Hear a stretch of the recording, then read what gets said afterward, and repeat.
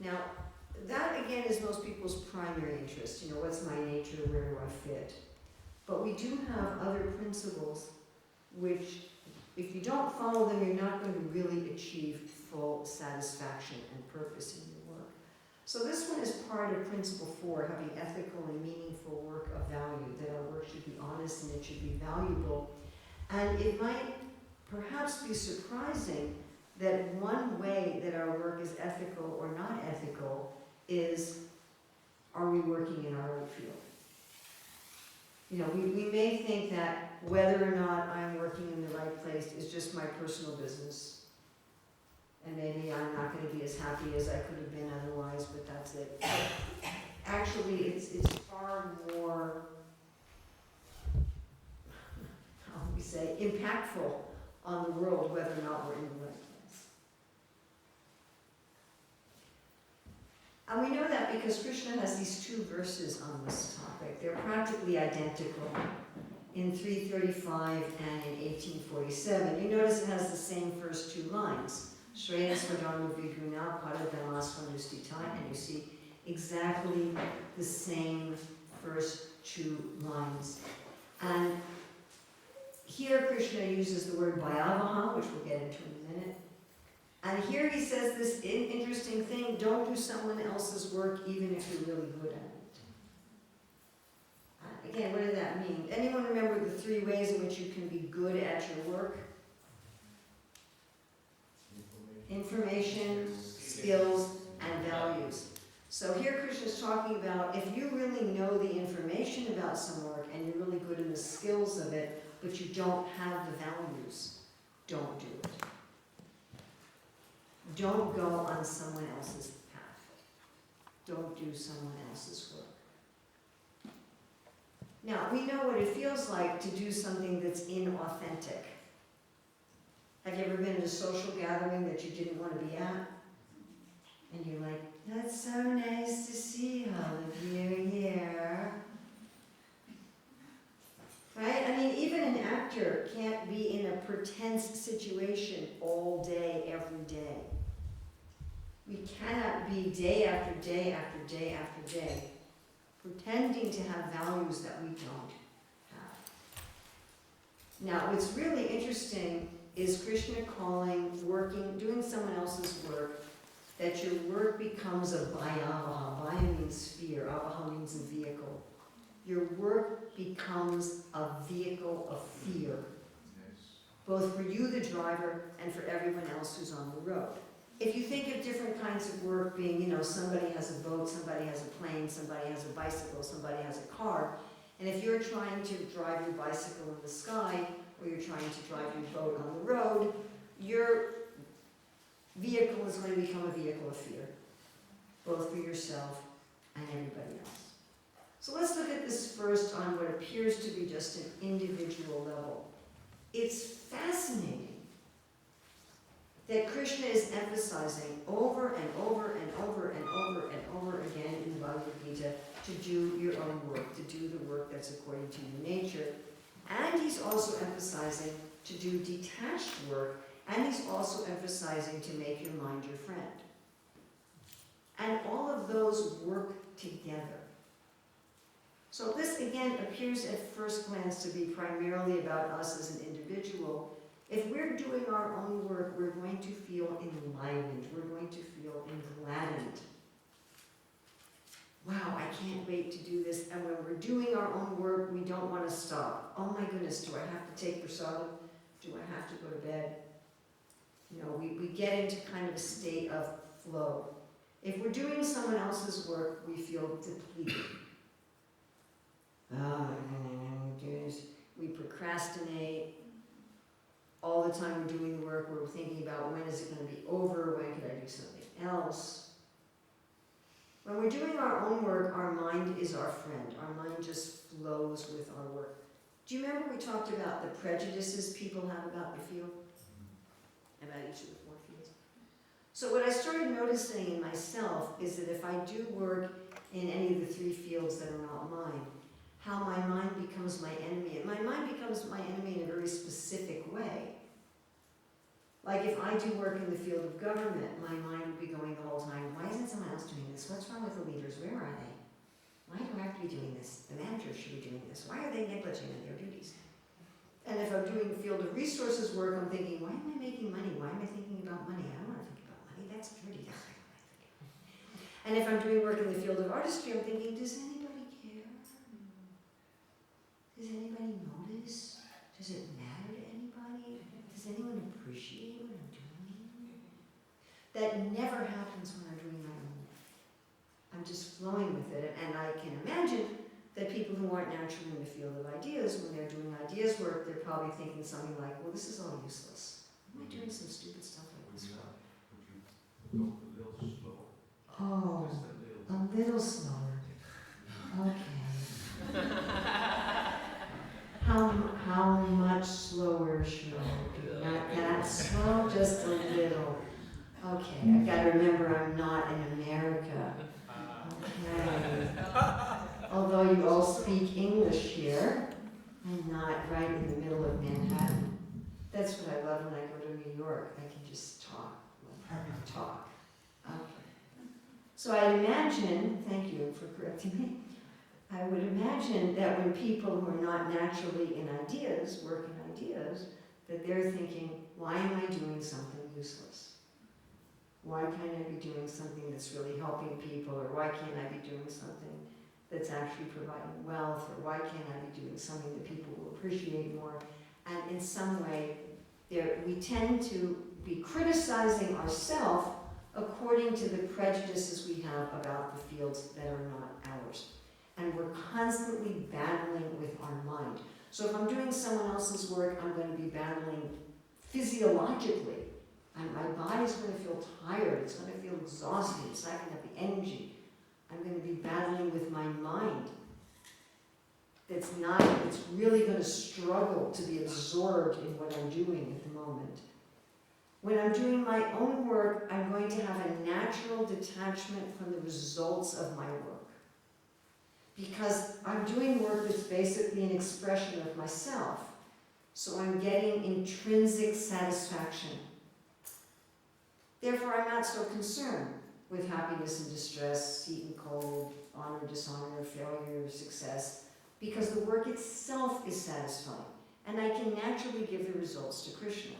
If I'm doing someone else's work, the work is not an expression of myself, it's not intrinsically satisfying, and therefore the kind of things that I'm going to get attached to are how much am I being paid, what's the working conditions like, what are the other people like that I'm working with, maybe how much recognition am I getting. I'm going to be looking at those sort of things. And being detached from the results is going to be extremely difficult. Okay, I'm going to go on now to main dangers to society, but I'd like to say that even with these, like if you were to work with a group of people and they were all in this category, they're enlivened, their mind is their friend, and they're detached, would that affect you to be with a group of people like this? If you work with a group of people who are depleted, always fighting with their mind, and attached, would that affect you? Yes. So this isn't just what's happening with us internally, but how I'm internally enjoying or not what I work is also going to affect everyone around me. And think about a devotional community. If you go to a devotional community and 99% of the people are like this, you're going to have a very different experience than if you go to a devotional community where 99% of the people are like this. And I've been to communities where they have a very high turnover rate, where most of the devotees are transient. They push people into work that's not theirs, under the plea of surrender or something like that. And then the people they're miserable and they leave. They stay as long as they can do it, and then they leave. I'd like to ask you to just think about where this concept comes from, that to be surrendered once you do work that's not their nature. Is that in the scripture anywhere? Is surrender ever defined by you should do work that's not your nature? Is that ever the definition of surrender given anywhere? Only in the connection to Guru, that sometimes when he gives an order that usually would not be our nature, but... So she's saying that it may be in connection to Guru that they might give an order that's not our nature. Srila Prabhupada says that the duty of a guru is to... What do you think? Engage people according to their nature. So if there's a guru who's regularly giving orders to people against their nature, that guru is negligent in their duty. Because it is the duty of a guru to engage people according to their nature. Prabhupada says that over and over and over. And I had someone just the other day say to me, well, Prabhupada said to do the needful. So I went and looked that up. And there's not one instance where Prabhupada used that phrase, which is, by the way, a very Indian phrase, in terms of do work that's not your nature. Never. There's not one single instance. Prabhupada used the term do the needful to fill out the details of a general instruction that he would give. He might say, I'd like the building finished by this date because that's when I'm going to visit, so you please do the needful. In other words, you figure out, I'm not going to tell you all the details of it. But never did he use it to mean do whatever needs to be done, whether it's your nature or not. There's not one single instance of that. Like practical engagement sometimes, especially in the beginning years. Especially in the beginning years, it was practical engagements like get down here, open a temple, or build a temple, or start a magazine. But Srila Prabhupada always did that as far as possible in accord with people's nature, unless we're talking about a 1 or 2 day emergency.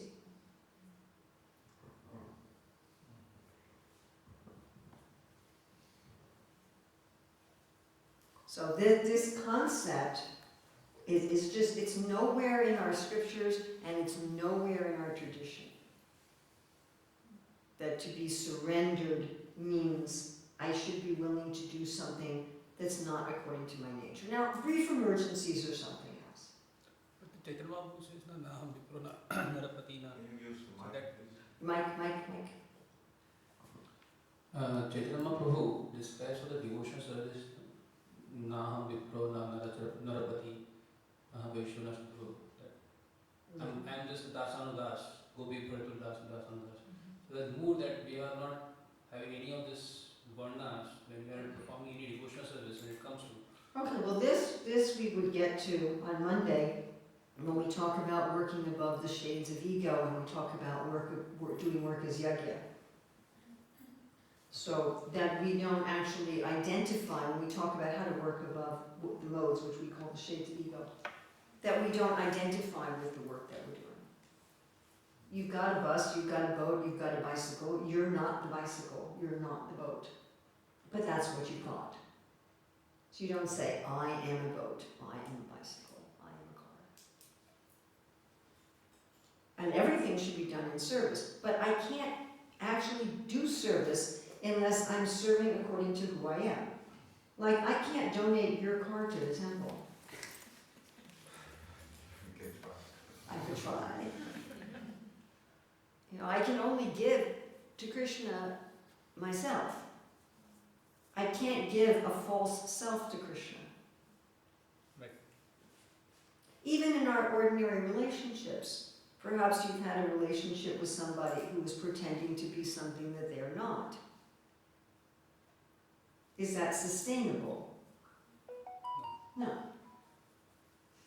After some time, you're like, wait a minute, I want a relationship with the actual person here, not with a facade.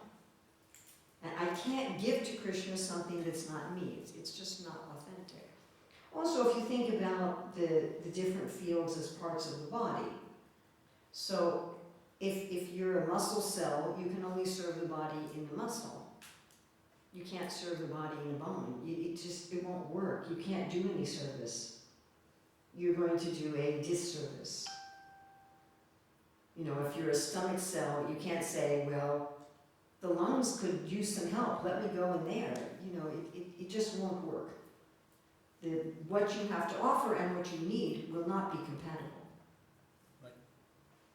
And we see people who, you know, in the name of surrender, in the name of doing whatever's needed, end up in these categories in the long term.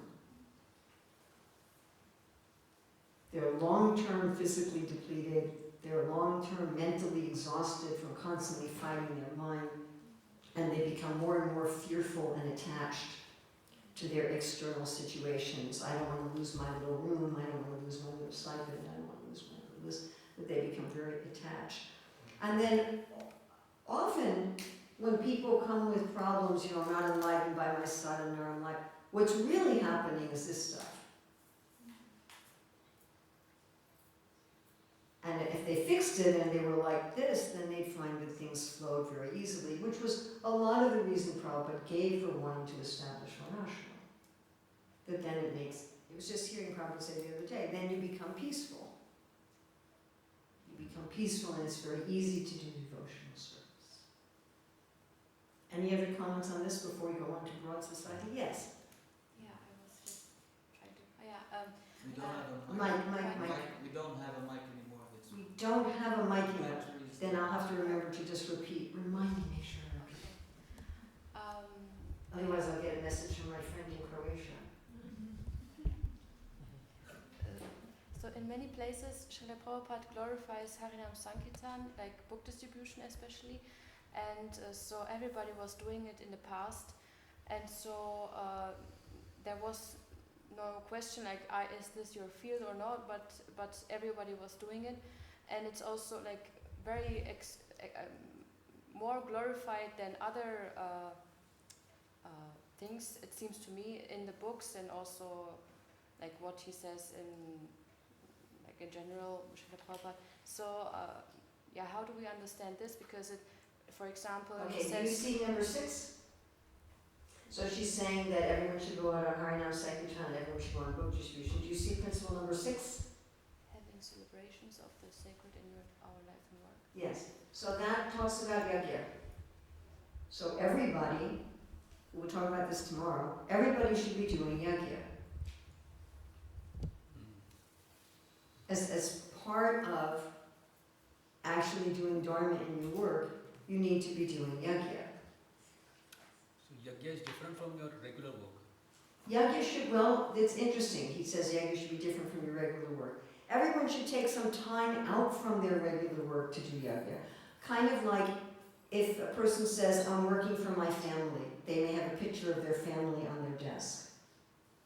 But if you're working for your family, you also need to spend some time with your family. You know, I've been in some countries, like in the GCC countries, where you have men who only see their family 1 month every 4 years. I mean, Prabhupada condemns that kind of thing. I was again hearing him tell this story the other day, how there was one man who left for work before his son woke up and came back at night after his son went to bed.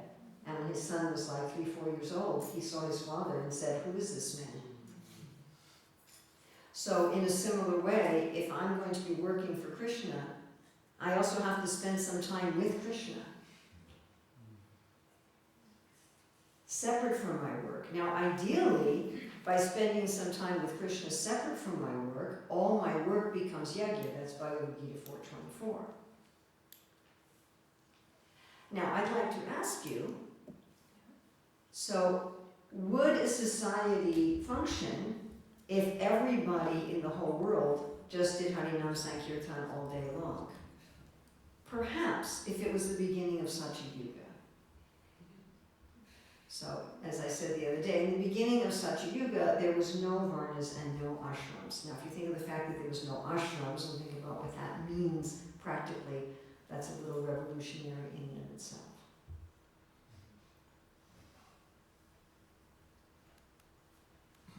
Now, when Srila Prabhupada said he wanted to establish Varnashram Dharma, he obviously didn't feel that all 8 billion people in the world were just going to dance in the streets all day long. And then it would would be hard to do book distribution because who would you distribute the books to? I guess you would just exchange them among each other. So if we're going to have people who are doing that full time, you're going to have some people doing that full time. But if everybody did that full time, who would take care of the cows? Who would take care of the deities? Who would clean the temple? Who would make the money to pay for the plumbing? Who would do the plumbing? You follow? Who would be teachers in the schools? So you obviously couldn't have a society where every single member of the society were doing that full time, unless you were on a situation on the earth where there was a tropical or subtropical climate all over the whole planet, and nobody had to do anything for a livelihood, and the earth just gave you fruit and grains, and the cows just automatically were pouring milk on the ground, and that kind of thing. And you didn't need to have a home because it was so nice outside that you didn't need to have shelter. So if you want to stick around to the next Sachi Yuga, you can experience that. It doesn't even last very long in Sachi Yuga. But everybody should engage in Harinam Sankirtan Yagya.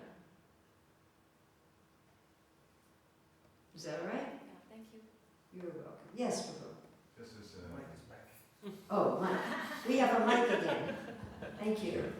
just as a small comment on Nimai Nitai Das Prabhu, is that what comes to my mind is Sri Chaitanya Mahaprabhu, his interactions with Mukunda and Raghunandan Thakur and Narahari Sarkar, which were family members of each other. They asked instructions from Lord Chaitanya, and they were all on the transcendental plane, pure devotees of the Lord.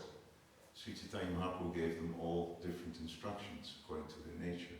Yes. He said to Mukunda, you stay a physician, you stay as a doctor, but you don't cure only the body, but also the soul. And to Raghunandan Thakur, he says, you become a lifetime pujari. And to Narahari Sarkar, he says, you love to dance, so please join the Sankirtan party and dance.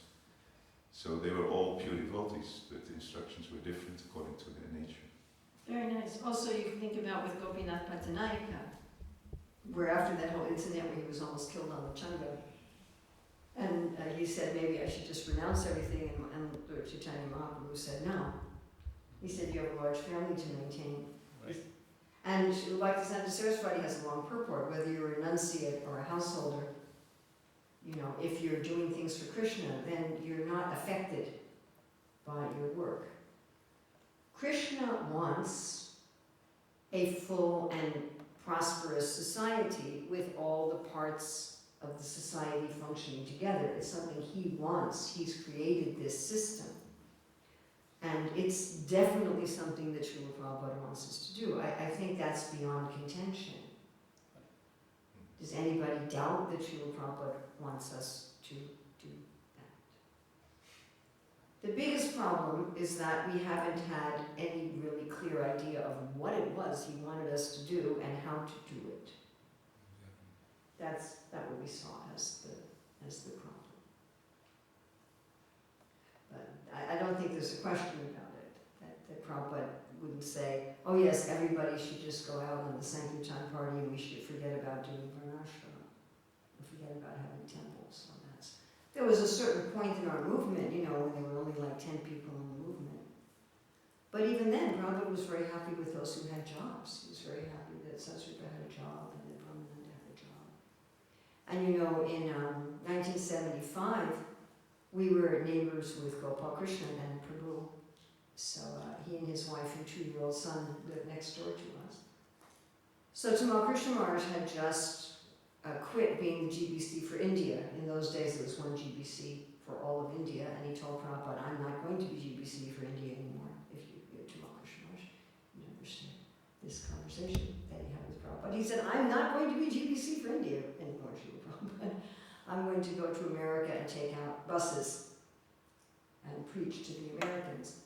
And then Karandar, who was running Spiritual Sky, which was one of the main financial bases for ISKCON, he left the movement. And so Prabhupada was left without 2 of his big leaders.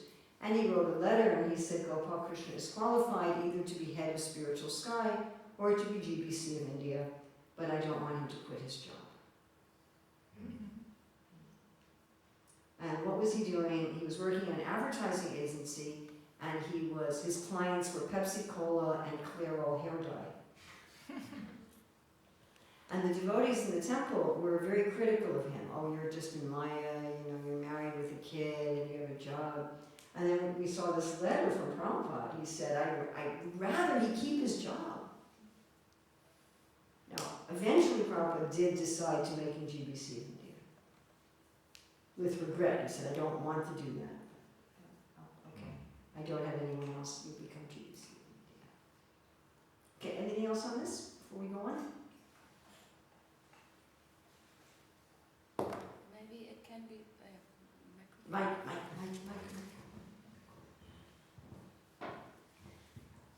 Maybe it can also happen that someone is always in this consciousness.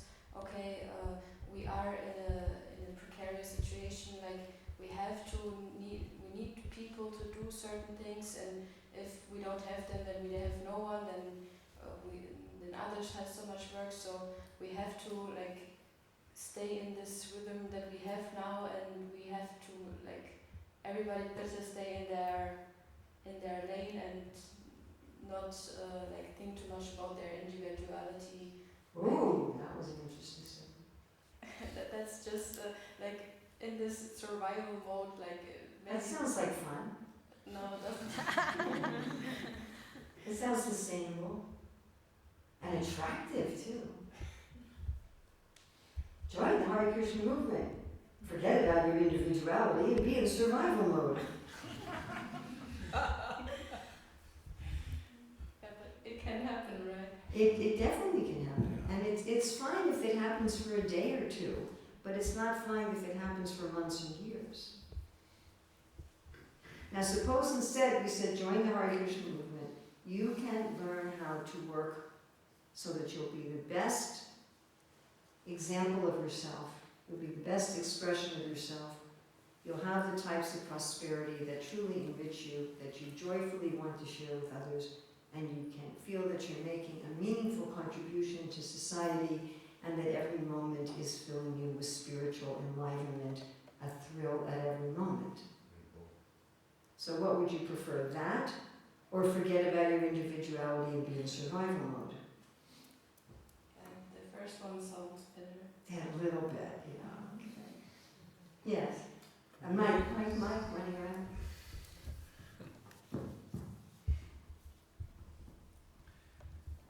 You just had this seminar about Prabhupada Phongracharya, Yes. and there is this whole topic about cooperation.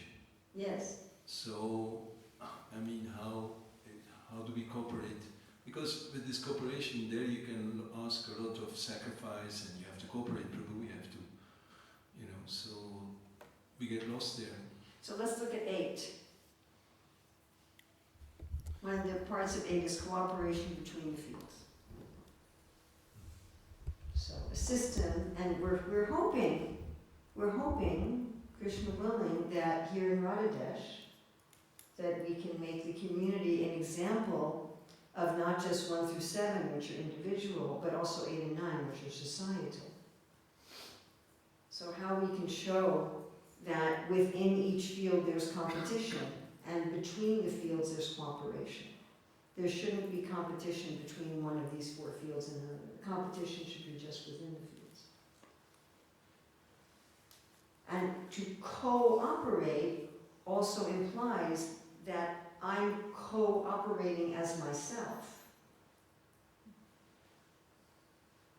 So if each of us are properly situated, then we're in a much better position to cooperate. Does that make sense? Yeah, we still have to see how they will work in practice. Yes, well that's the whole idea. That's what we're all here as revolutionaries trying to figure that out. As a management perspective, I also participate in temple management in India. How I can find the devotees for each job? And I have found somebody who is in resource, somebody who is in government, somebody who is, I may not get that permutation for the services which I have in my temple. That's the fear, isn't it? So how? That's the fear, isn't it? That's the fear. That's the. Yeah, that's the overriding managerial fear. You know, we have hundreds of thousands of devotees now in our Hare Krishna movement.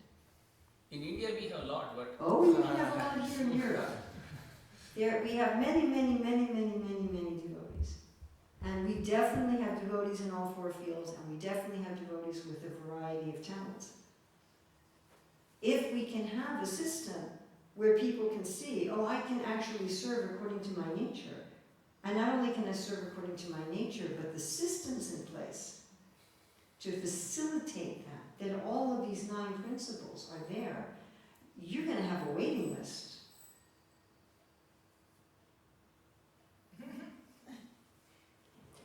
Do we believe that Krishna's given us an ideal system? Yes. Then if we were to put it into effect, we would have a waiting list.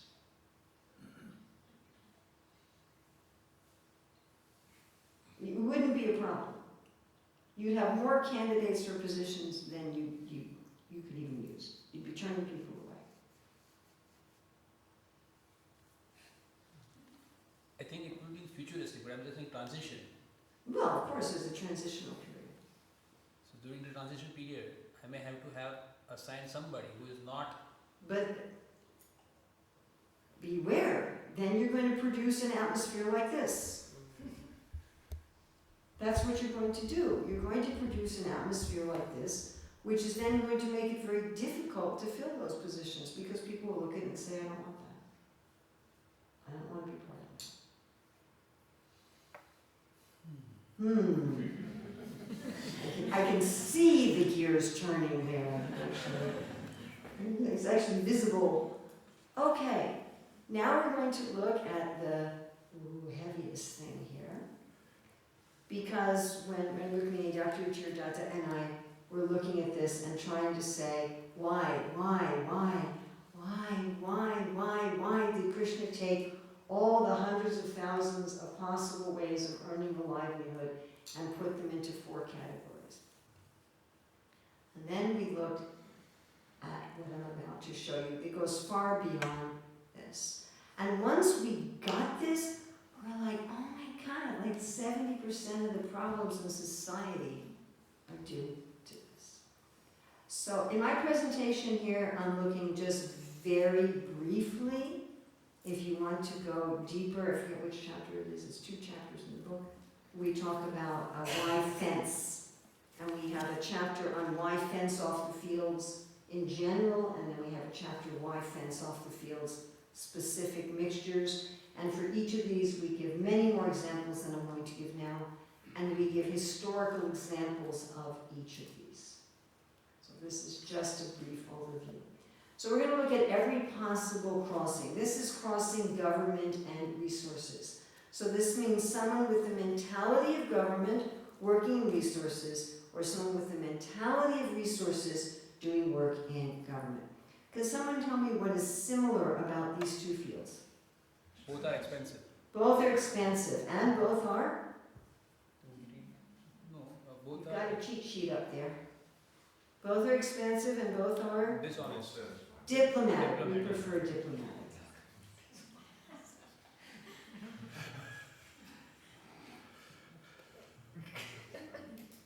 No, nothing prejudicial here, okay? Yes, okay, they're both expensive, they're both diplomatic. Can you tell me a difference between these fields? One is for making profits, another is for spending. Yeah, one is for more distribution, one is more generous, and one has to be more profit-minded. Okay. So people with a mentality of resources working in government, they're going to tend to focus on the special needs of their industry. They're really going to struggle to be broad-minded enough to take care of the needs of all of the citizens in their domain. Because in their own work, they need a laser-like focus on what is their particular area. So they're going to be just focused on the cows, or on wheat, or something like that, or silk cloth, or whatever they're dealing with. And it's going to be very difficult for them to think of the big picture. And in government, you can't get rid of problems by shifting it to someone else. People with a mentality of resources working in government may try to profit from government. Do we have this problem in the world? Yes? This is the one thing people in government should not do, and we talk tomorrow about cherishing your field. People in government should not be seeking to make a profit off of government. We have some people who are in a resource mentality, they go into government and they try to tweak the laws to favor their industry with the idea that then they'll go back into their industry with favorable laws. Resource-minded people working in government. In the United States, we have some privately run prisons.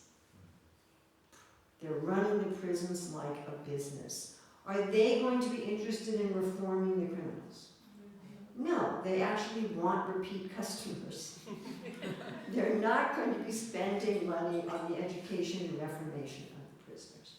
All right, people with a mentality of government working in resources. They're going to put people over projects. Sounds lovely, doesn't it? Right? You may say, oh, that's wonderful. But in resources, if the project doesn't thrive, both the employees and the customers lose. You've got to put the project first. That's the unsentimental nature of resources. And government-minded people don't get that. Government-minded people in resources. Now, when I asked a group of Russians this, everybody knew the answer. What happened when the government took over the farms in the former Soviet Union? Disaster. What specifically happened? There was famine. Because the government people didn't have the profit motive. And so there was food rotting in the fields. Yes? Mike? I probably can't take too many questions going through this. There's a saying in relation to that, there's a saying that beggars when mounted ride their horse to the death. That's what happened in the Russian Revolution. Interesting. But this was specifically, the government took over agriculture and they took over businesses. They were destroyed. The people had nothing to eat. Government-minded people in resources, then when they're going to talk about a fair price, they're going to think about social justice. Well, okay, these people who are poorer, they should have to pay less. We should make this facility for these people, and we should spend profits for social justice. And the business tends to fail. They don't have this, is it sustainable and is it regenerative mentality? I've seen this sometimes in our Hare Krishna movement, when government-minded people have a business in their community that they're running, and they want all the profits put into the temple, and the business fails. Okay, crossing government and ideas. What's similar about these two fields? Both are more abstract. They're both more abstract, yeah? And They both tend to look at systems. systems. What's very different? Government is more sentimental, and these people are not sentimental. Yes, one is more serving people directly, one is more unsentimental. Other differences? More impractical. This government is more practical. More practical. And they are And ideas dealing more with theory. What else? Or introspective ideas. Yeah. Any other differences? They're more on thoughts and not less on execution. Yes. Some others, you got your cheat sheet up there, folks. Use it. That's what I have it up there for. Satisfaction and expansion. One is a satisfied field, one is an expansion field, one is an honest field, one is a diplomatic field. Okay, people with the mentality of ideas going into government. Ideas people tend to be very forgiving. They really have a hard time punishing criminals. They tend to be soft on crime. We have this in the Bhagavatam with Vena, I'm thinking about, where he was installed. Okay, we put somebody in charge of the government, we'll go back to our hermitages and just meditate. Right? People with a mentality of ideas in government, they're too detached. In government, you have to have some mood of like, rah, rah, our country. You know, there has to be some of this sort of loyalty to your group in order to inspire people to pay their taxes and so forth. And ideas people are like, your group? Your country? What's that all about? That's silly. You know, they're just not going to be able to engender that kind of mood, that sort of patriotism. Ideas mentality people in government. Well, ideas people often like to research and then research some more and then maybe research some more and maybe research some more. And there's a decision that needs to be made for the benefit of the people today. And they're going to take 20 years researching and writing papers, and meanwhile the people don't get the decision that they need. Government-minded people working in ideas. They can politicize knowledge. Do you want to read a history book written by a politician? Now you'll see with all the three fields, if they work in ideas, they'll skew knowledge in some way. Government-minded people will politicize knowledge, resource people will try to make a profit out of knowledge, artistry people will sensualize knowledge. And in all of those cases, people will lose faith in the objectivity of what comes out of the field of ideas. Has that happened in modern society? Yes. You can't trust it. You can't trust what the scientists and the doctors and the philosophers say because you don't know if it's unbiased and objective. Government mentality people in ideas. Government is naturally more hierarchical than ideas if you think about the military. Whereas in ideas, it is much more sort of a free flow without that much concern about status.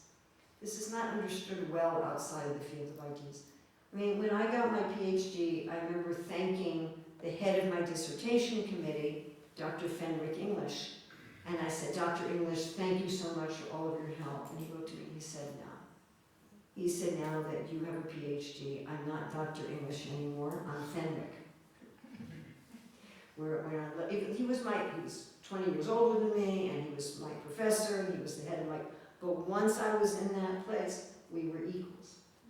And I see when I work with scholars and like that, there's no concept of a hierarchy.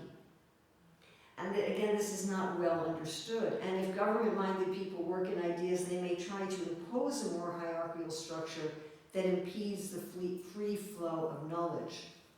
Now here we have the opposite situation to ideas in government. Government-minded people in ideas may try to bring this sort of, our team, our group, into ideas. And that creates sectarianism. You've got to be for our group and our thing.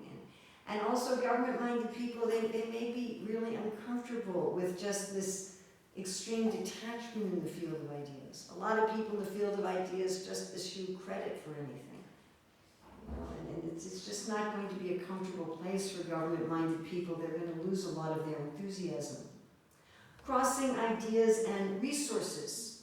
What's similar about these two fields?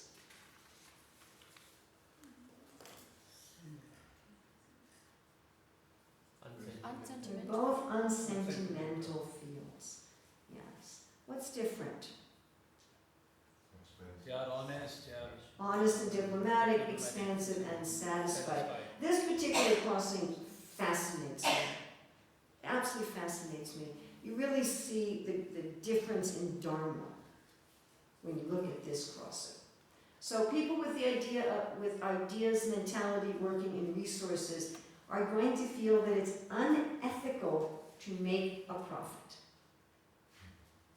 They're going to, and I know one devotee who's running a business, and she told me, I hate running a business. I'm doing this because I can't figure out any other way to support myself and my daughter, but I hate making money. I feel contaminated every time I make money. I just want to give everything away.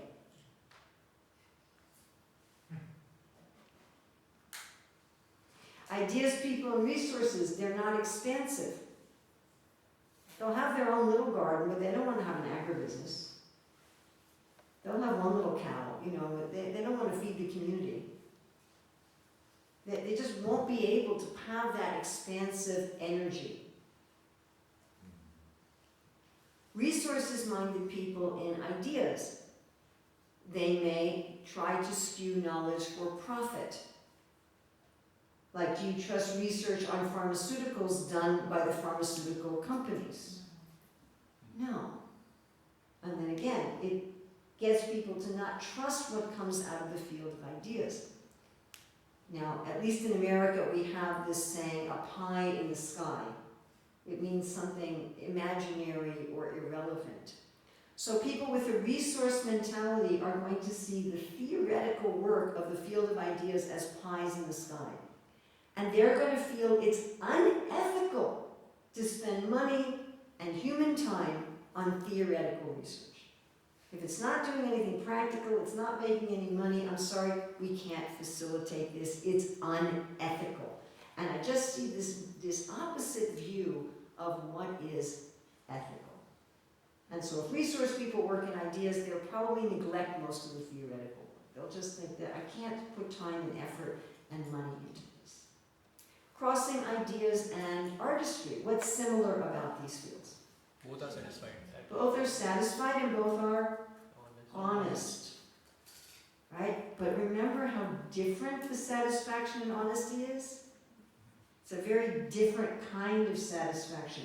Remember, artistry people, they're satisfied if they have like a comfortable home, good food, nice clothes, loving partner, their customers and clients are appreciative, they can develop the quality of their craft, and in ideas they're satisfied with mental intellectual work. And they don't even so much take notice of the external world. And then the honesty in artistry is about what? About the cost and The cost and what's actually wrong with your car. And the honesty in ideas is, hey, this is what you have to hear. straightforward. Straightforward truth, whether you like it or not. Artistry people in ideas. So here we have our concrete abstract problem. You have the most concrete people trying to work in the most abstract field. They often just can't grasp subtlety and nuance and various perspectives that are needed for the field of ideas. And you see this when people, you'll talk about something philosophical and someone will say, well, Prabhupada said this. And you say, well, yeah, he said that over there, but over here he said this. And no, but here he says this. But what about what he said? No, here he says this. Just, and that's necessary in artistry because you have to make a table. And you can't say, well, it could be a table with 3 legs, or 2 legs, or half a leg, or 1 leg over here, or 1 leg over here. That's not the kind of work you have to do in artistry. When you bring that to ideas, it doesn't work. And they may sensualize knowledge. So again, the field of artistry is what's bringing all the sensual pleasures to society, and that's required. But ideas are providing the vision for society. Remember we talked about artistry metaphorically is like providing the salt and spices for the food of life. But if you get salt and spices in the eyes of the social body, you're going to have a disaster. Artistry people working in ideas, they may see the work of ideas as just like recreation, like crossword puzzles. Like, it may be really hard for them to grasp, okay, well, why is this important? Why do we really have to look at this? And artistry people and ideas are going to, their natural desires to please a customer and a client.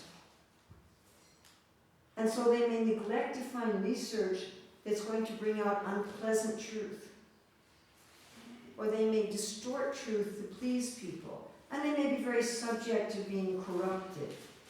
Because if someone says, oh, I'll be happy with you if you do this, and I'll offer you some nice perks and a nice place to stay, they may choose that over objective truth. The great freedom that's necessary in the field of ideas may feel very uncomfortable to people in artistry who are much more desirous of security. Now, ideas people working in artistry, and this is a problem for both ideas people working in artistry and government people working in artistry, they're very independent. They don't want to be pleasing customers and clients, and they will often become then insubordinate. They may miss deadlines, they may procrastinate, they just may be very difficult if they're put into that kind of situation. They're going to feel very confined without the freedom that's their natural environment. They just won't be able to function. Some ideas people working in artistry may just think they're too detached, and it's like, why do you have to make the world beautiful? So one of my friends is definitely an ideas person who can't figure out how to make money as an ideas person. And so he's decided he wants to work as an electrician. And I told him, you're in the wrong field. And so one time he was talking to me and he said, Urmila, I think you're right that I'm in the wrong field. He said, the other electricians, they make the wires in the box look beautiful. And I think, this is just so stupid. Like, who cares? So ideas-minded people working in artistry may dry up the field.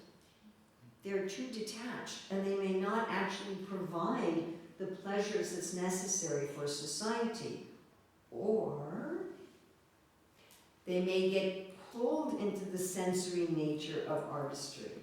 Now this is particularly a problem for the intellectuals who ought to be working in the field of ideas. Now remember, not all jobs in the field of ideas are intellectual work.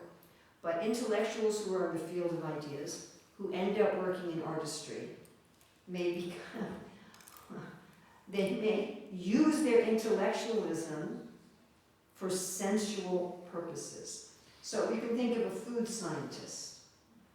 You know, food scientists, they study what makes people eat more. Okay, if we have the right mix of sugar, salt, fat, and crunch, then people will keep eating and eating and eating and eating and eating. And so they'll design food, artificial food, with this mixture so that people just overeat all this garbage food. And so they're using their intellectual capability when they put it into artistry. They're using it in a sensual way, and everything becomes distorted. Or you can think of people who are using psychology to advertise something. They're playing on, they're using their knowledge of psychology instead of to guide people and help people. They're using it to manipulate people to get things that they don't need and may even be harmful. But that is not honest. And ideas people are honest. But they're working in artistry. Whenever you bring your natural Dharma into someone else's field, you become unethical. You harm society. Your work becomes a what? A bhayavaha. Your work becomes a vehicle of fear. Okay, crossing government and artistry. In what ways are these two fields similar? Warm heart. Yes, warm heart. These are people, those who help people directly. They're serving people directly. What are the differences? These people are satisfied, these people are expensive. You got a satisfied and expensive thing going on here. What else? Truthful and diplomatic. Truthful and diplomatic. What else? Caring and exploitive. Excuse me. No, that's Caring is the both government, are is caring. caring. You're telling me that a field is intrinsically exploitive? No, it's caring. Okay, so what's the differences between these two fields? Abstract and concrete. Huh? Abstract and concrete. You have an abstract, so you have an expansive, satisfied, an honest, diplomatic. You have an abstract and concrete difference. And also in the way they're serving people. In artistry, you serve people as an assistant. And in government, you serve people as a parent, which is a little different. Right? We met that family. Right? So if your child says to you, I want ice cream, and you say, first you have to eat your broccoli, that's a parent. If you're a servant and your master says, I want ice cream, you bring them ice cream. You understand? Yeah. Okay. Artistry mentality, people in government. Here we have our concrete abstract problem. So there's a famous book called The Fog of War, that you can have a plan for a battle, but when the battle actually starts, you have a fog of war. You don't know what's going on. And you have to make split-second decisions, split-second, life or death decisions with a paucity of information. Artistry people are really going to struggle with that. They want a concrete, how do I build the table? How do I place the order? They're really not going to be able to function in the fog of war. Artistry-minded people in government, here you have the expansive, satisfied problem. Artistry people want to take care of people, but they don't want to take care of a lot of people in some very complicated way. And they're going to look at that and say, that's a bunch of politics. And they're going to have difficulty doing the work. Artistry-minded people in government are going to tend to turn government into a bureaucracy. Now, you want some bureaucrats in government, as like the secretaries and the assistants, but you want the people actually doing government work to be able to work not just on rules, but on principles, and to be able to adapt things for the changing needs of people and society. And artistry-minded people being more concrete are really going to struggle with doing that. Okay, here you have the risk-taking factor, that the government people are risk-takers. We talked about the firefighter as epitomizing the person in government. Everyone else is running out of the fire, they're running into the fire. Somebody's shooting people in a warehouse, they're running into it, everyone else is running out. Artistry people are into security. We had an incident in America a year or two ago where there was a shooting in a school.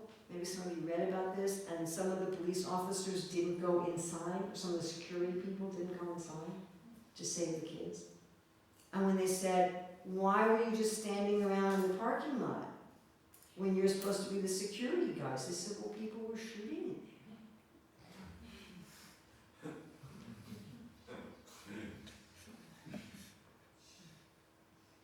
Government people working in artistry. Do you want a high risk taker doing your electrical wiring? And here you have the same problem as ideas-minded people working in artistry. They're really going to have a hard time working for customers and clients. And even resource people are going to struggle with that, but ideas and government people, it's going to be almost intolerable. And again, they're going to tend to be insubordinate, procrastinating, late with deadlines. And government people, they're inspired, they want to work for justice and morals and ethics. And they're the most constricted in artistry. It's where they have the least power to do that. And so government-minded people working in artistry can become vigilantes or vigilantes, someone who takes the law into their own hands, like they're not a police officer, they're not military, but they go around trying to give people justice, or agitators. I'm personally convinced that a lot of people who make a lot of noise on the internet or in our societies, justice, morals, ethics, justice, morals, it's because they don't have a job in the field of government. And they probably have a job in the field of artistry where they're just so frustrated that how can I create justice and fairness in society? And so they end up creating a huge disturbance in society. Crossing resources and artistry. So what's similar about these two fields? Concrete. Well, resources is more abstract, but they both deal with practical things in life. Differences? One is truthful, another is diplomatic. We have the truthful diplomatic, and we have the Sensible, non-sensible, non-sentimental. not sentimental. Be very careful. Thank you. Assistant and boss. Well, no, because resources isn't like thinking of taking care of people the way government is. The resources is focused on taking care of the business, and by taking care of the business, people get served. If taking care of the people directly is government, I'm going to directly take care of people. In business, it's indirect. I'm going to have a thriving business. If I have a thriving business, then the employees all also thrive, and the customers also thrive. But I'm not. That's why it seems unsentimental. And that's an important difference. And then we have the satisfied and expansive. Okay, when resources people try to do artistry work, they destroy the craft. They're going to be interested in being expedient and making a profit. They're going to create factories. They're going to automate. They're not interested in the craft. And then they're going to drive the prices lower so the people who are doing the craft can't compete anymore. I saw this at a project done by devotees in India, where they wanted to build it fast and cheap. So instead of hiring stone carvers, what they did was they were mixing powdered stone and fiberglass, pouring it into molds to look like carved stone, and having their artistry people do that instead of carving the stone. I said, why are you doing this? Oh, it's faster and it's cheaper. Now this was after they were bragging to me on and on and on about how varnashrami they were, and how they had restored the native plants to the area, and how they were going to have some cows. And I said, you know, varnashram is about taking care of all the varnas. I said, you're destroying the field of artistry here. You're destroying the craft. You're destroying people's pride in there. Are you going to feel any pride pouring, fiberglass and powdered stone into a mold? Is that going to give you any pride? Versus actually carving the stone? No, you can 3D print. Yeah. You're not going to walk away with anything. You're not going to walk away with any kind of satisfaction. Think about plastic replacing metal and glass. Constantly changing fashions.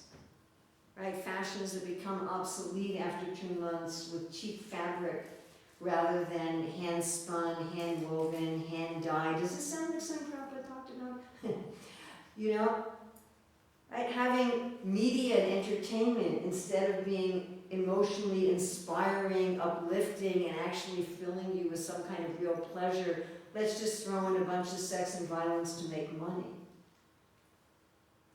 Instead of having athletic competitions where you're really going for your best, let's just, have people take drugs.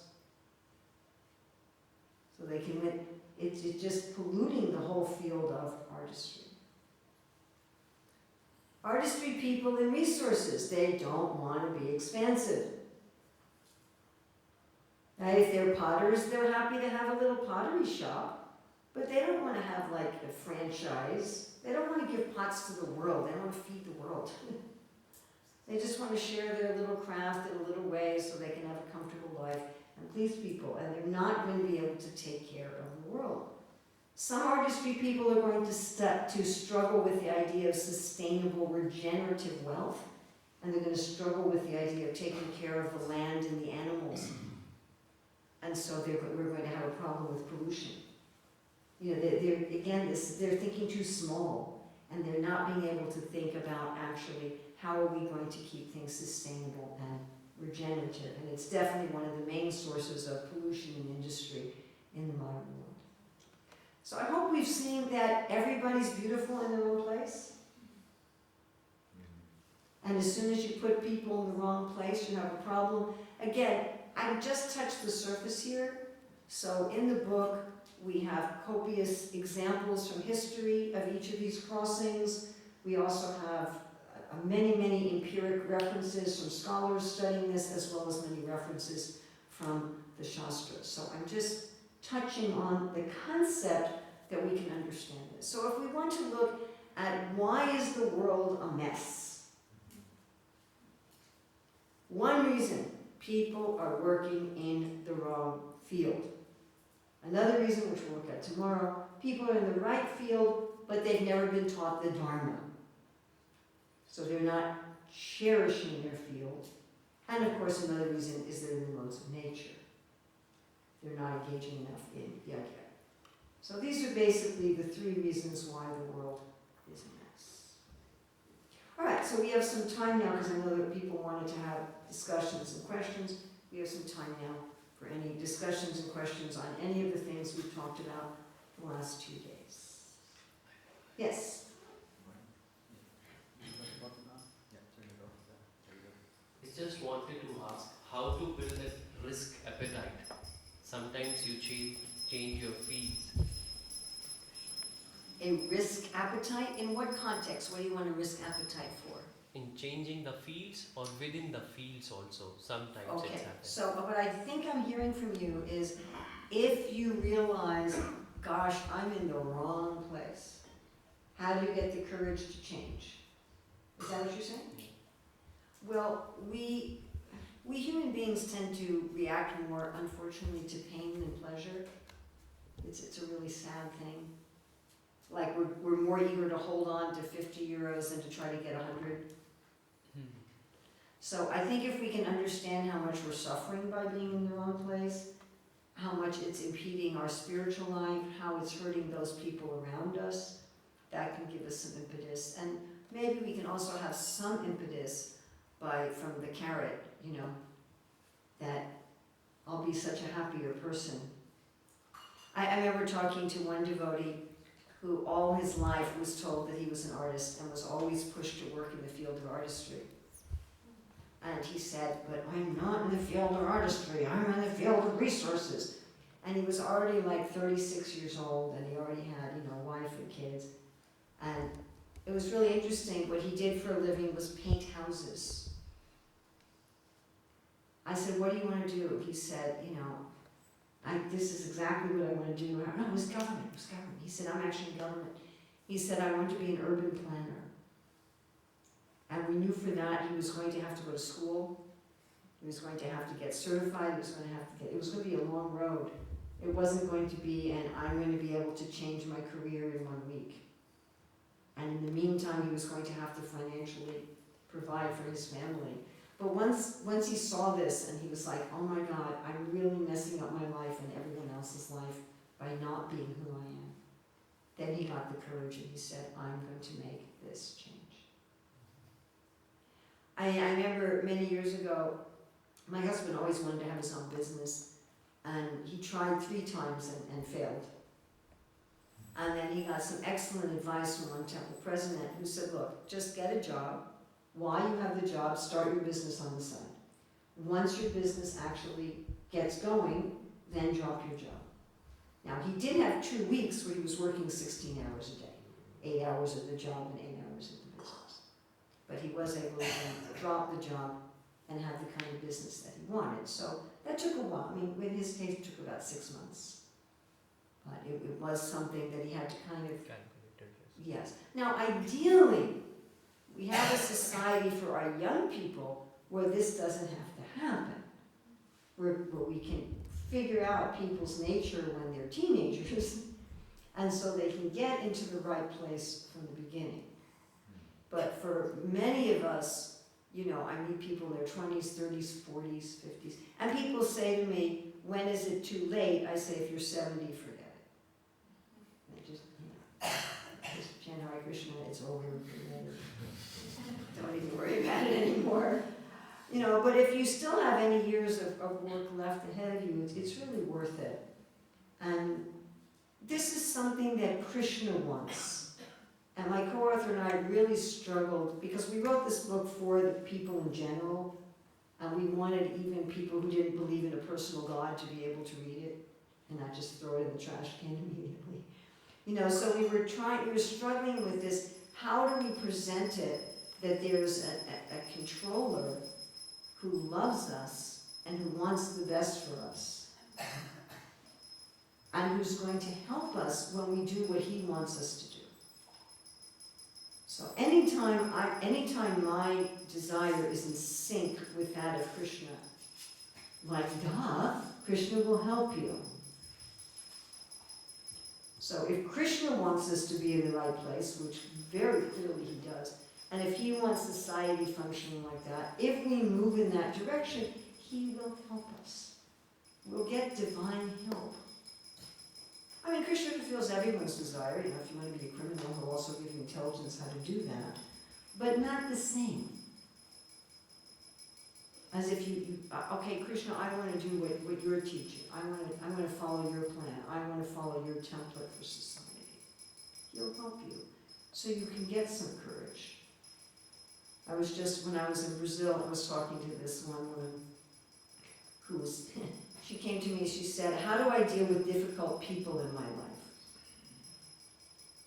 And then she was talking to me, she said, my nature is in the field of government. And I said, well, what are you doing? She said, well, I used to help management in the temple, but I'm not doing that anymore. I said, okay, what are you doing for your livelihood? She said, I'm a banker. I said, well, that's in resources. I said, so you're not doing any government work in the world, and you're not doing any government work in ISKCON. I said, you're frustrated.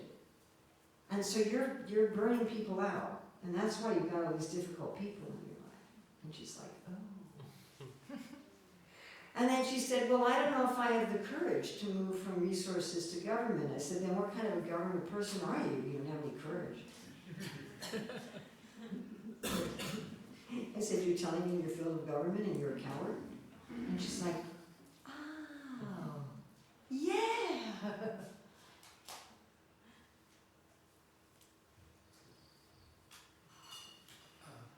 Harish. Yes. Mataji, you said that if the resource person is into artistry, he will do all automation. So whatever factories are across the globe which are there, all are example of the same? Because Well, they you are have- going yeah. to be, well, the business people are going to be expensive and they are Or they're resource people who are not cherishing their field. Because if you're cherishing the field of resources, one of the things that you're going to do is you're going to have respect for the other fields. You're going to have respect for the craft of the artisans. And you're going to make sure you have, and we see people who do this. There are many businesses in the world who really do respect the artisans. And they'll advertise like that. But then there are always, like if you go age-wise, previously when the car was manufactured, it was manufactured by one person, the whole car. And then there was some Vaishya who came and he says, I'm going to scale it up. And he broke down the process and he scaled it up. So it's always going to happen. It's always... Therefore, one of the principles is checks and balances. So first of all, people have to be trained in their Dharma. So if people have a mentality of a field, they have to be trained in the Dharma of their field. And part of the Dharma is you respect the integrity of your field. And part of the Dharma is you respect the integrity of each of the other fields. You don't compete with the other fields, you cooperate with them. You find a way to respect them, not exploit them. There's always a tendency in this world for people who have more something, more wealth, more power, more intelligence, more status, to exploit the people without it. That's a general tendency. For males to exploit females, for higher status people to exploit lower status people, for more intelligent people to exploit lesser intelligent people. That's always the tendency. But one has to be trained to do the opposite, to protect, to facilitate. And people have to be trained. That's again why do Prabhupada say we have to teach Varnashram Dharma. If the four fields always exist and people with the four temperaments always exist, what is there to teach? It's already there. But you've got to teach people how to do it in a way that's daivi, not asuric, that's not exploitive, that actually takes care of people, that cherishes people. You can make the same example with cows. So, if you're running a dairy farm and you think, well, I'm just going to go for expediency and profit, so let me kill all the male calves and let me just milk all the cows with machines and let me kill the female cows once they get to be 5 years old. So yeah, you'll make more money faster, but then you're damaging your field, you're polluting your field. No, that is But the ethical. problem is more when we're talking about here, when resources people actually do artistry work. Yes, that is where my question is. So there's a difference between resource people employing artistry people, which is their natural position, in which case they should employ them with respect for the field of artistry, or resource people doing artistry work. If resource people try to do artistry work, they'll want to automate it. They'll want to get rid of the craft. I mean, look, there's obvious immediate advantages to automating everything, like replaceable parts. Well, it's like I'm a Vaishya, he's my competition. Can we get rid of the Sanskrit? Huh? Can we get rid of the Sanskrit? Resources. Get rid of the Sanskrit for me, please. I'm Oh, begging sorry. you. Get rid of the I'm a Sanskrit. resource person, he's also a resource person. You know why I want you to get rid of the Sanskrit, right? No, You don't? You don't know why? no. Do you know how many people I've spoken to from India that I taught this to, and they walk up to me and they say, I'm in artistry! Would that happen with the Sanskrit, my dear sir? I'm a Shudra. Would they say it with that enthusiasm, with their face lit up like 1,000 suns dancing down the street? Please, for at least 2 weeks, get rid of the Sanskrit. Got it. Okay? We also have problems, there's a whole host of problems we have, and it's also with the field of ideas, what we think the field of ideas is. And someone will say, oh, this person comes to Mangalartik every day, they must be in the field of ideas. We really need to just, please, put that aside for Got it. I'm just begging you. Okay? There are certain pictures about those. Yes, many of which are wrong. And if we use those terms, you're just going to bring all those pictures in. Got And it. I'm going to be trying to climb a vertical glass wall here. It's not going to work. Okay, so yes, you work in the field of resources, and yes. So, I'm a person who is into resources. Yes, Okay, I am also making car. He is also making car. yes, Okay, I am also deploying initially some artists yes, in my job, and then I am deploying 100 artists. yes, He is deploying 50 artists, and he has done with automation. Now he has Yes. become more competitive. Now for me to be competitive, only the yes, way but is if you're to- not allowed by Dharma to do that, if it's not an option, it's just not an option. You're trained in your Dharma, you're just not going to do that. Just like we read about, those in the field of So if I government. don't do that, then I will lose my business. Well, he can't do that either. No, but he will do it. He No, will. but then you've got checks and balances in the society. So, you have checks and balances. We have maintaining societal balance, cooperation between the fields, and competition within the fields. And we're going to talk about this tomorrow. Checks and balances. The government is going to make sure you can't do that. The ideas people are going to make sure the government people make sure you can't do that. The ideas people are going to say to the government, you make sure the resource people treat the artistry people properly. And then the government people are going to do that because they're going to respect the ideas people. Just talk about this. Yes? No? Yes? This is, what you're looking at is the interplay between the fields. So yes, we can't expect, human nature being what it is, we can't expect that everyone's going to be in the right field and everyone's going to follow the Dharma, so there has to be checks and balances. And the fields check and balance each other. Resources is also a check and balance. Resources decides where they want to spend money, where they want to send materials. And they can have a check and balance on government and ideas with that.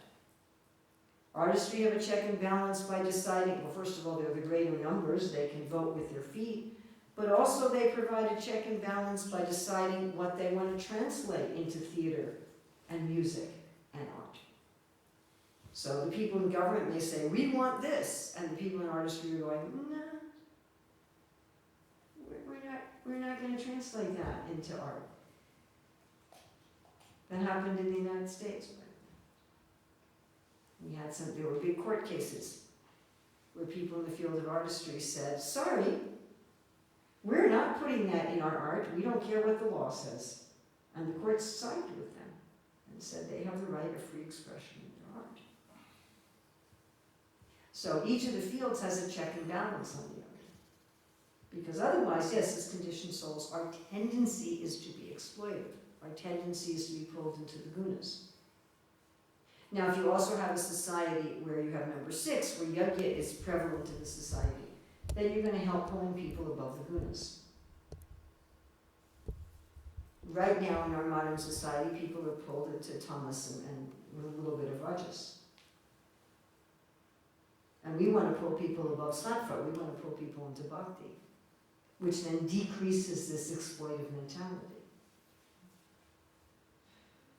Will it be perfect? No, it won't be perfect. After all, it's Kali Yuga and we are conditioned souls. Can it be really nice? Yes. Prabhupada said if we do these things, it can be as nice as former ages. Am I being too idealistic? I don't know, maybe, but if so, then I'm following the very idealistic person sitting on the Vyasa side over there. So you can argue with him about it. Because I'd like to feel that I don't know, I don't have quite the idealistic naivete I had when I joined the Hare Krishna movement when I was 18. And I thought that if I just gave out enough back to Godheads in O'Hare Airport, that the whole world would change in a week. So I don't quite think like that anymore in my old age, but I haven't lost my conviction that the Supreme Lord and His representative are teaching us something, that if we have all the bits together, it will work. Now, let's say you can't get all the bits together. Let's say you can't pull the societal parts together in 8 and 9. Let's say you can only do 1 through 7, which is on an individual level. Then yes, you're going to have these kind of problems. That you're going to try yourself to be following the principles of career dharma in a society that doesn't support it. Is that more difficult? Duh, it's more difficult. It's something like, you know, here in Belgium, everything's closed for Christmas, but not for Janmashtami. You know, it's just, we don't have a society that's supportive. You go to the Muslim countries and they announce the prayer times 5 times a day. I've never been in a place where they announce the Gayatri times 3 times a day. Now I know in Alachua, Florida, because there's so many devotees, that all the supermarkets know when Ekadasi is. And the day before Ekadasi, they put up signs everywhere, like by the potatoes and stuff. You know, stock up for Ekadasi. Seriously. Huh? Yeah, in the regular grocery stores. Well, because there's so many devotees. They're catering to that population. So, you know, we don't have that kind of a supportive environment, but maybe someday we will. That's what we're being asked to do. Is it a big job? Well, yeah. But we can start with ourselves as individuals and maybe we can start with some ideal communities. So New Govardhan in Australia is interested in becoming one of those communities, and I've heard that maybe Radhadesh in Belgium is interested in becoming. I've heard a rumor to that effect, which is why I took an overnight flight from Brazil. So, you know, maybe if we can show a model. Now, I've already talked to some people involved in different governments who are very interested. I've talked to several people in the government of Nepal who are very interested. And the first thing they said is, do you have a model?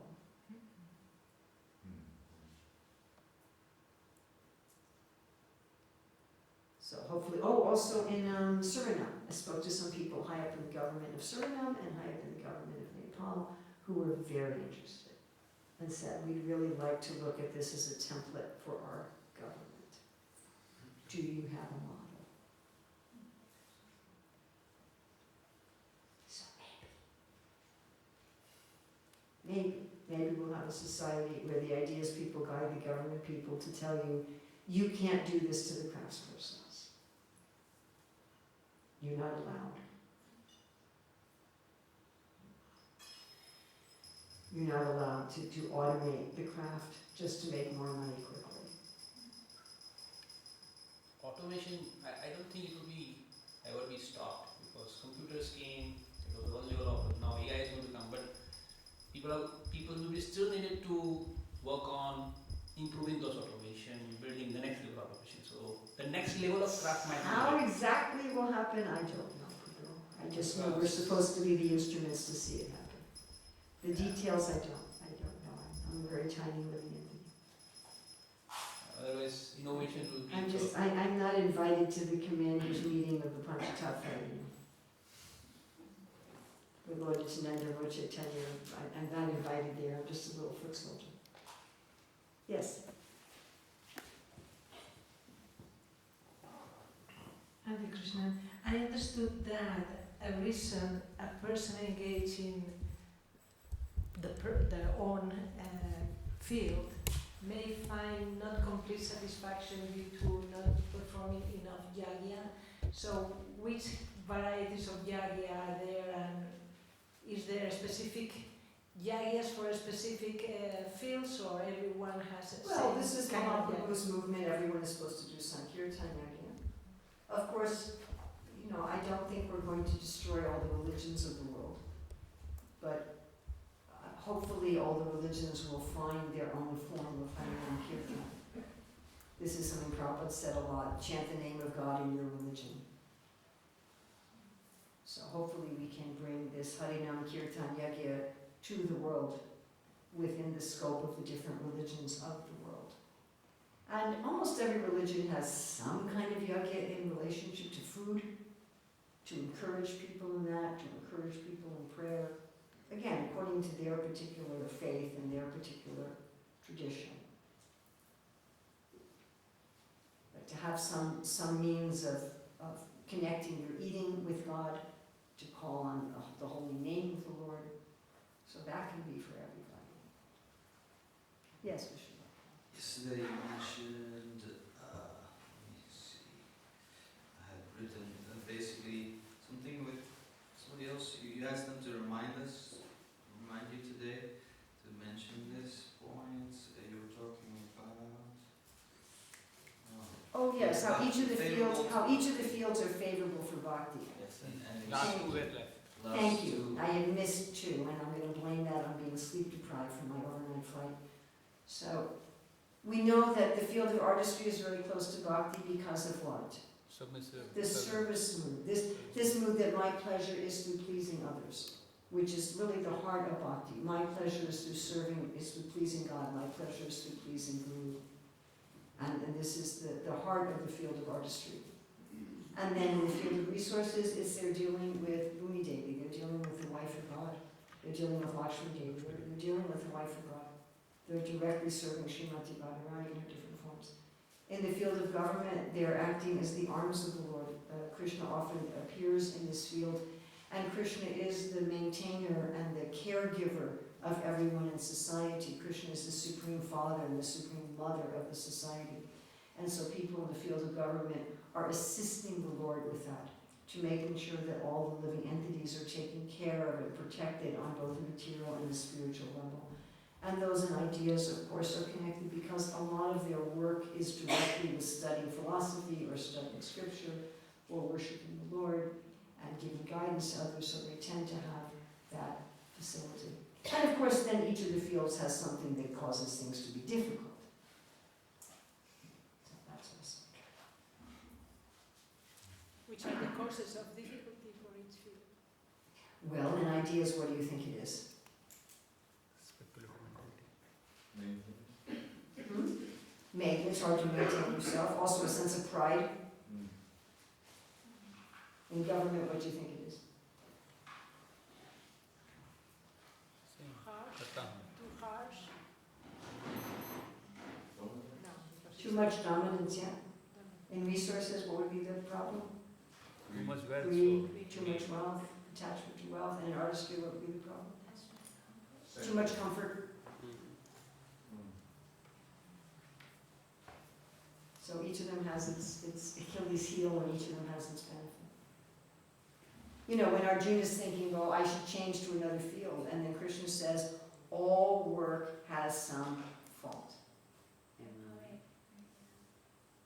Like there's always smoke and fire, all work has some fault. So don't give up the work that's born of your own nature just because it has some fault. So, and all work has some natural, easy way of connecting with Krishna. That just some way that's just part of that work that makes it very, very easy to connect. If it's your work. If it's your work. If it's not your work, you won't be able to access it. You know, if you're doing work that's not yours, you won't be able to access your natural connection with Krishna, nor will you be able to access that work's natural connection with Krishna, because it won't resonate with you. And then you'll have this dichotomy, you'll have this dualism in your life. That, well, here's my spiritual life and here's my work. All right, so tomorrow we're going to go over a summary of these 9 principles, which I have taught in Bangladesh before. So thank you very much, and Prabhupada Ki Jai.